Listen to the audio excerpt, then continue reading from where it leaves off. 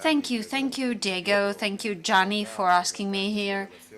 Actually, my speech is in part connected to the presentation of the early results of the Innovine project, as well as other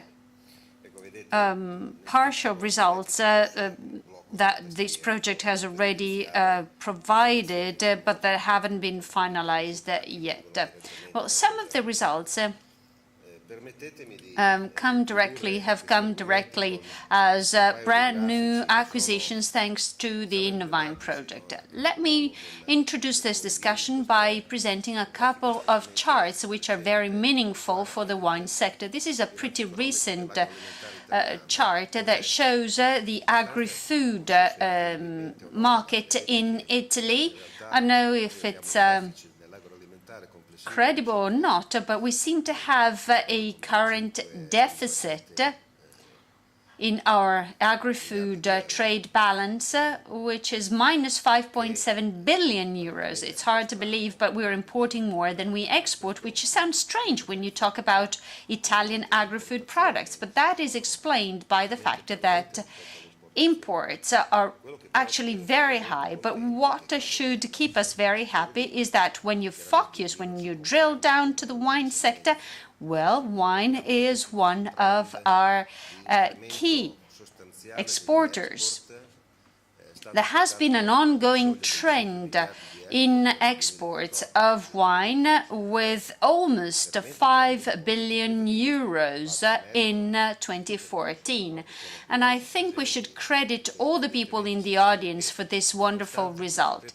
This means that despite declining consumption, which is around 35 to 36 liters per person per year, which is very little compared to a few decades ago, when people used to drink up to 200 liters per annum.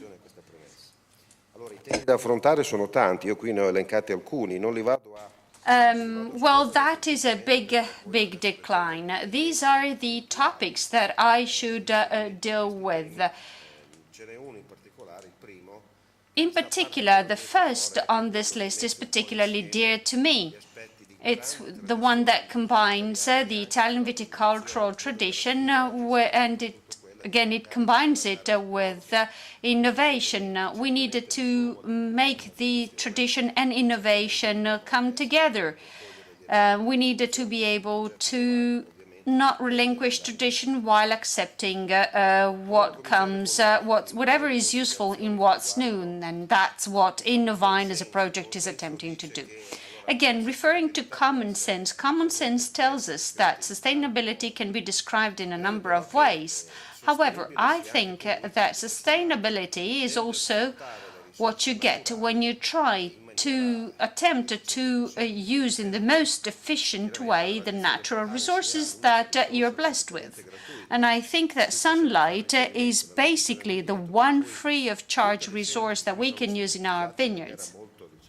And therefore, all the choices that you make that have been summarized in this slide in a very simple way, going from row spacing to the height of the canopy and thickness of the canopy, have to be optimized in view of that.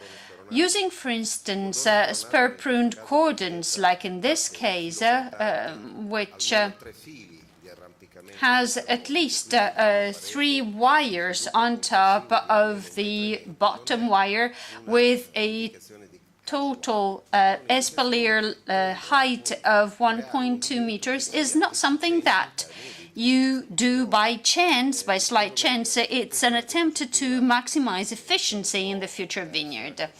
This is a slide which is somewhat complex that my friend Professor Pagliotti lent to me. It takes a long while to load. Well, these are vineyards that are obviously espaliers. You see that the size of the shadow has a different is different depending on the time of the day. But if you look at this picture, you will probably realize that this vineyard is probably not optimized as to its use of sunlight, because perhaps the rows are too spaced compared to the height of the canopy. So this farmer is wasting sunlight, quality and revenue eventually.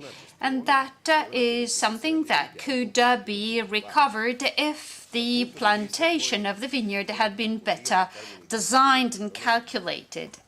Now, in terms of training methods, you know that vines are known as being a plant species which is the readiest to be trained to different geometries. It can fit in with a number of different geometries. So wall-shaped training methods, such as the espalier, can be as efficient as other training methods where the vegetation can grow freely. Why is this geometry of the canopy becoming more and more relevant today? Well, essentially for two reasons. One is physiological, and that's extremely rigorous, and this is a measurement of net photosynthesis versus sunlight intensity. This is wire-free, training wire-free canopy measured before the wire is placed in the canopy, and then after the training wires have been applied, and the photosynthesis will go down by 1/4, 1/4, depending on whether you don't or do use the wires. So evidently you can have cases where you have the same leaf surface, but the different result in terms of the amount of photosynthesis, which directly translates into a loss of revenue or a gain in revenue. Now, these canopies that grow upwards and freely give these results. This is a Sangiovese that it hasn't got a very satisfactory color. The pinkish hue is not by chance the one that tends to develop in the berries that are most exposed to sunlight. It has been demonstrated that the berries of some red varieties, particularly Sangiovese, when exposed to heat excesses above 35 degrees C, tend to reduce their anthocyanin synthesis, as well as an accelerated degradation of existing anthocyanins. So the berries will develop this pinkish color. So it does not come as a surprise that a free canopy like this, here you see a close-up of the berry level. The microclimate of the berries and of the bunches is not one where they are overly exposed, but you have a more diffuse light with some sun rays that get across the canopy and hit the bunches directly. But that is what is being developed increasingly in different viticultural areas around the world. Nowadays in California, many training methods have been reconverted from the traditional espalier to other methods that will somehow provide partial coverage of the bunches for these very same reasons. And the same can be done for white varieties for other reasons, other sets of reasons. Now, going back to something that's very dear to me, that is how to optimize green pruning. This is a very old chart that shows data that go back to my PhD thesis. Well, you see the net photosynthesis of the vine as a function of the position of the leaf or of the bud. You know that up to flowering, the basal leaves are the ones that do most of synthesis, and then from veraison on, it's the apical leaves that provide the most photosynthesis. Now, How can we exploit this? The two pointers, the two red pointers that I've placed on this chart, that I've added to the chart, should show us where we should focus our attention.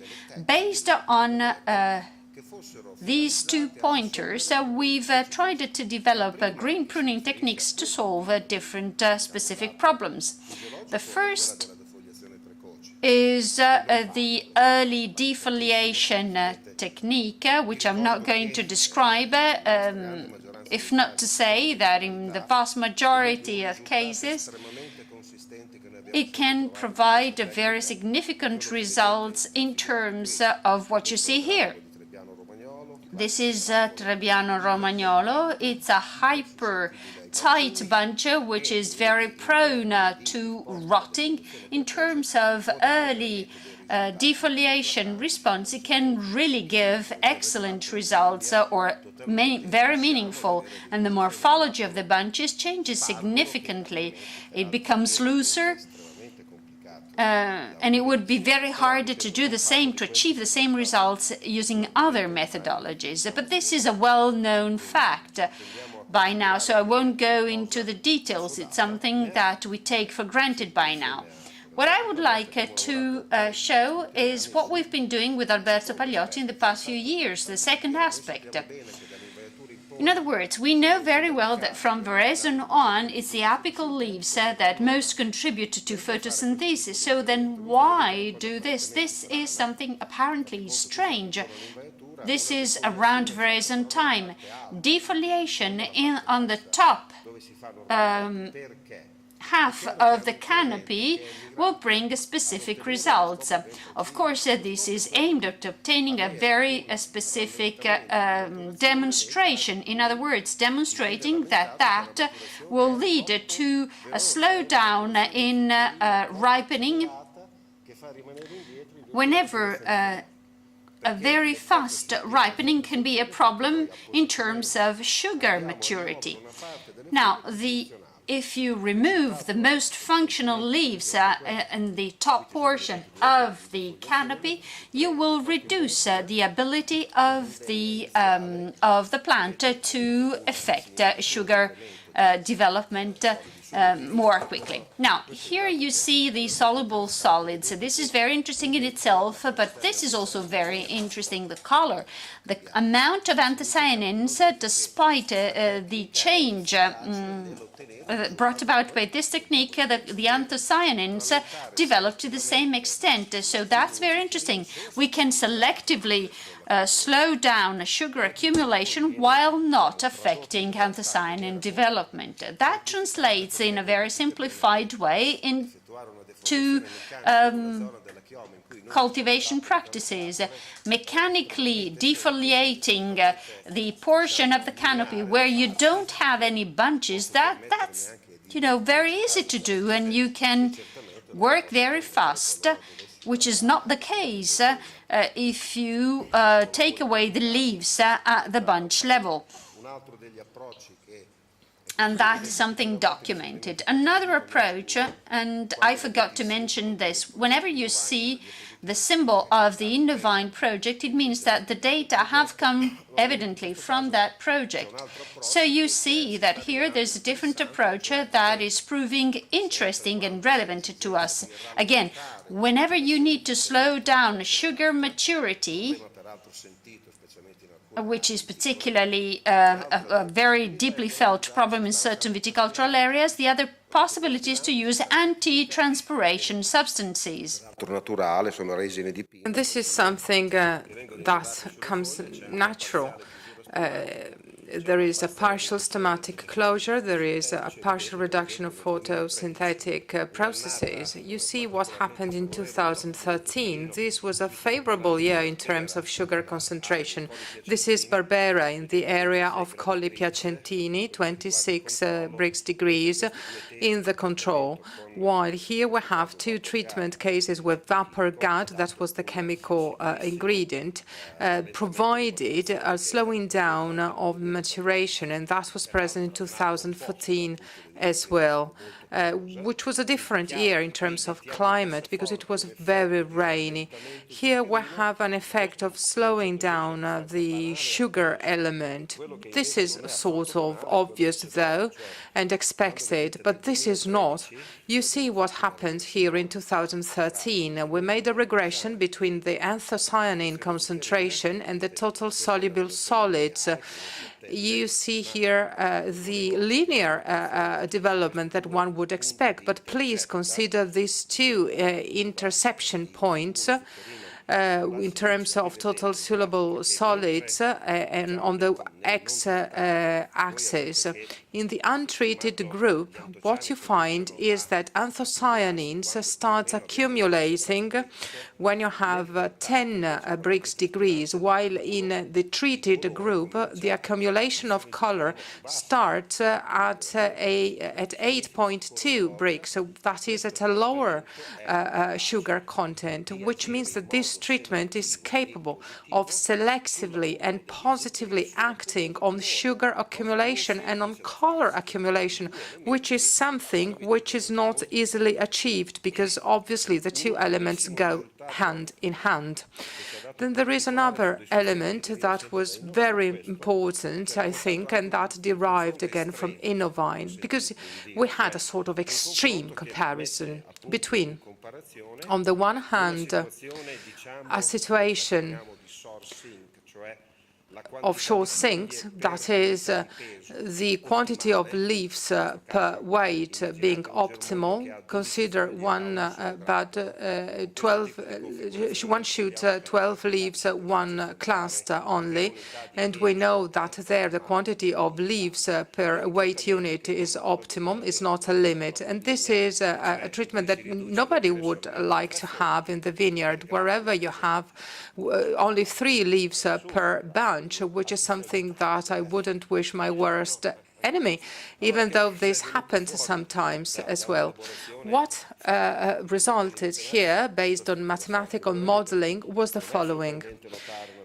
Not surprisingly, the treatment where only 3 leaves were available for bunches provided this, while in the case of 12 leaves you had an acceptable ripening of the cluster. And here we have our systems for gas exchange, which gives us an integrated piece of data on the full canopy. Otherwise, it would be very difficult to gain this piece of information from point-like data.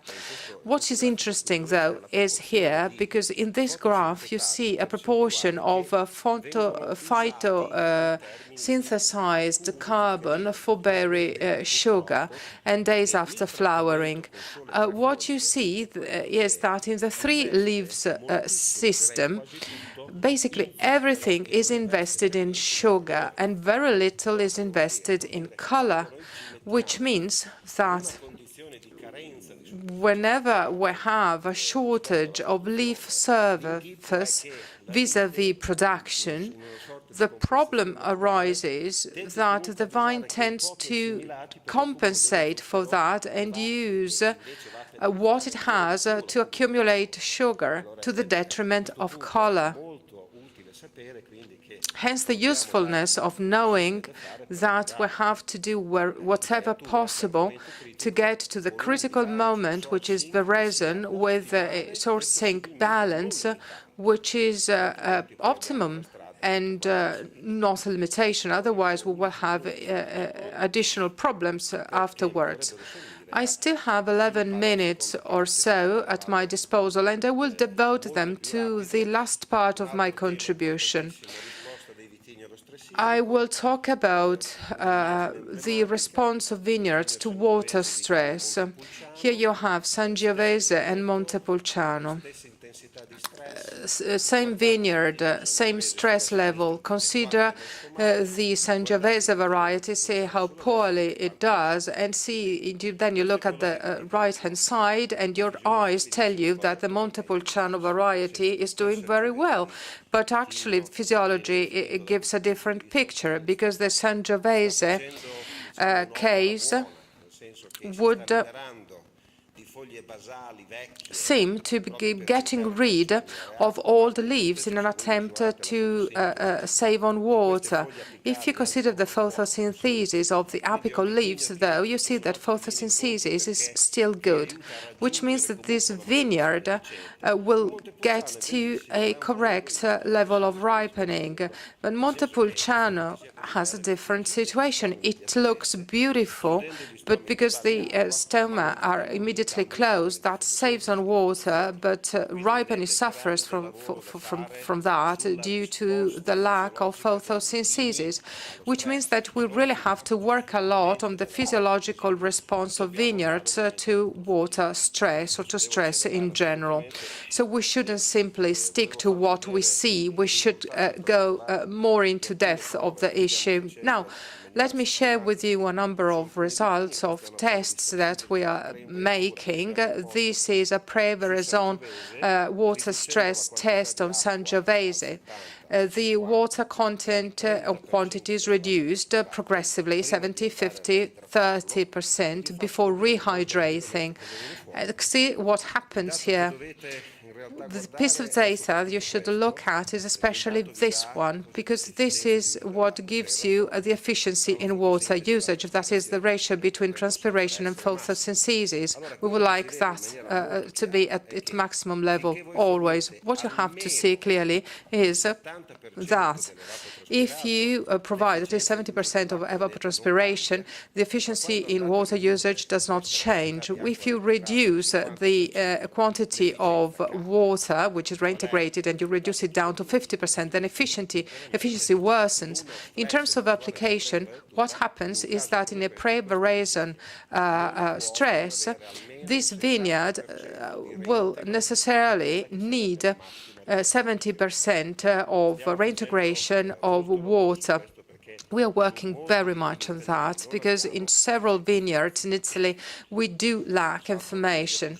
I will skip a number of slides because I would really like to come to the final part of my contribution. But I like this picture so much. I like this slide because it introduces wonderfully the aspect of bringing new technology into tradition.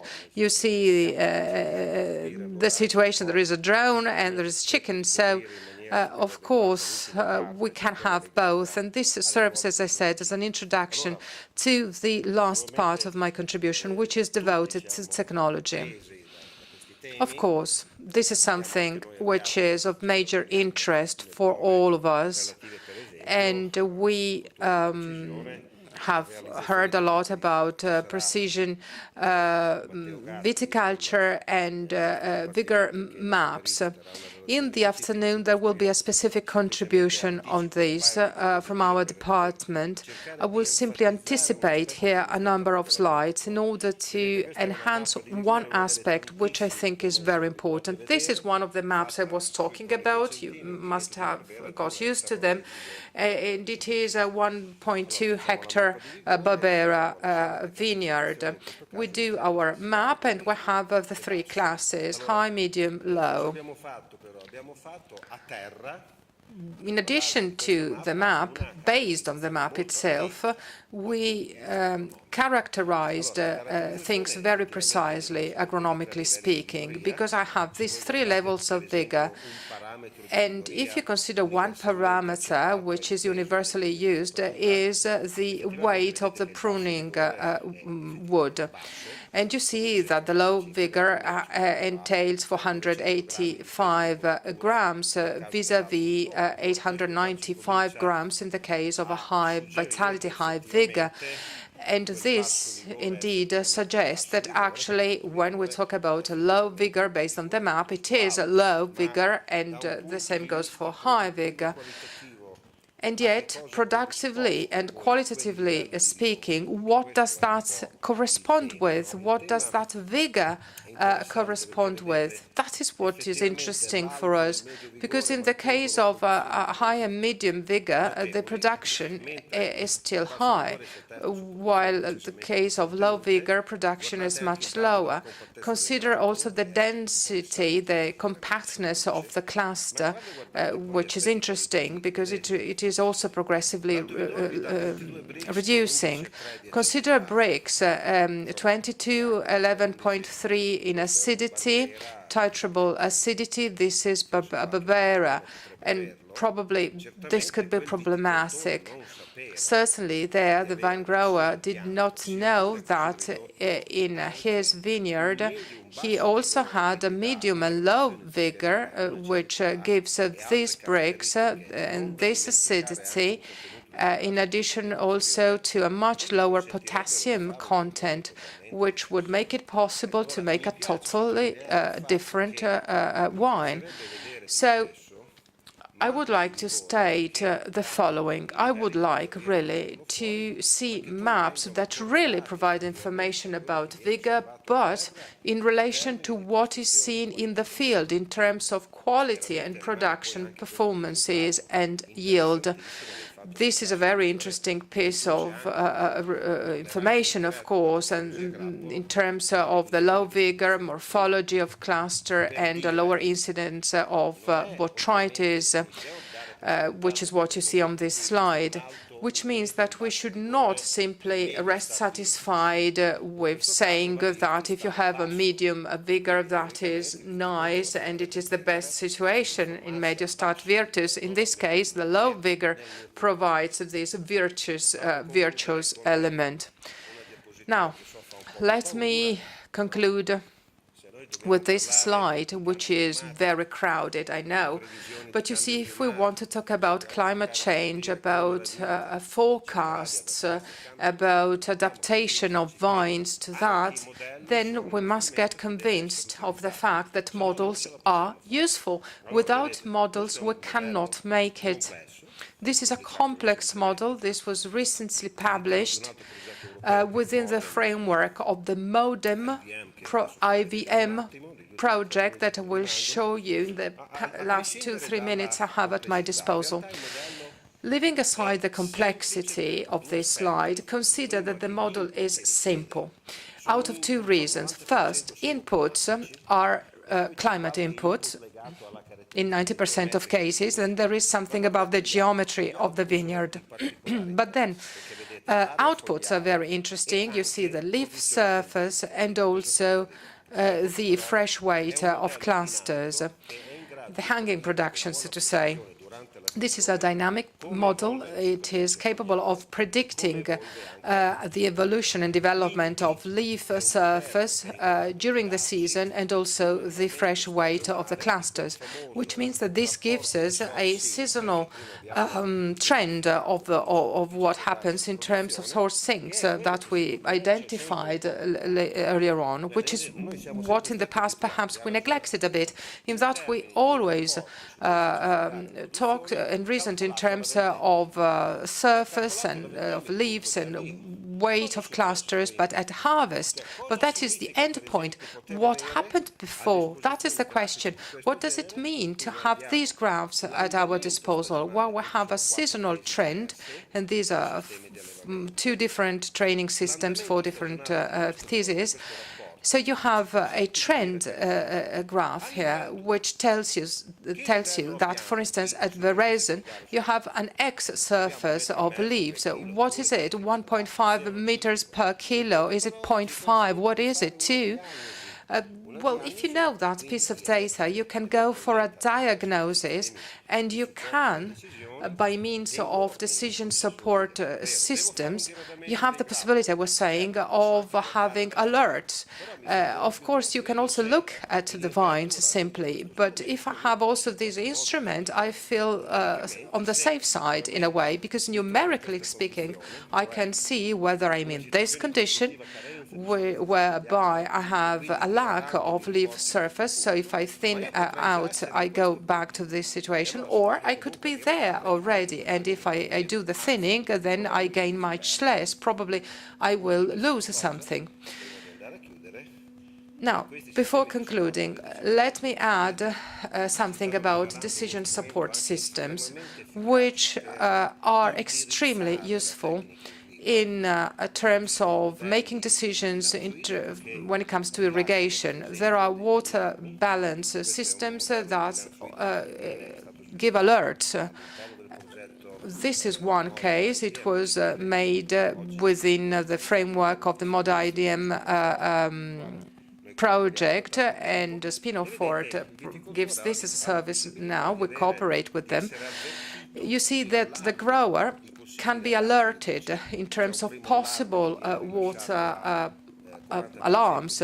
This is the first alert at 40% available water, then there are additional alerts. And this, of course, is helpful in understanding where he or she stands.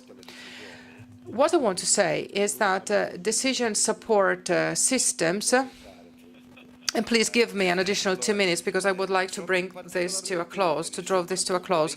These models are very useful, especially when, due to climate change, an estate that has never been irrigating has to irrigate. The crucial choice to be made here is not the quantity or the moment of irrigation, but the fact that you have or do not have to irrigate. That is the decision, first of all. Now I would like to thank you for your attention, and I would also like to tell you, when closing, that we recently published a book edited by myself, Pagliotti, and Silvestroni. The title is La Nuova Viticultura, New Viticulture, and you will find a summary of what I offered you in contribution. Thank you very much.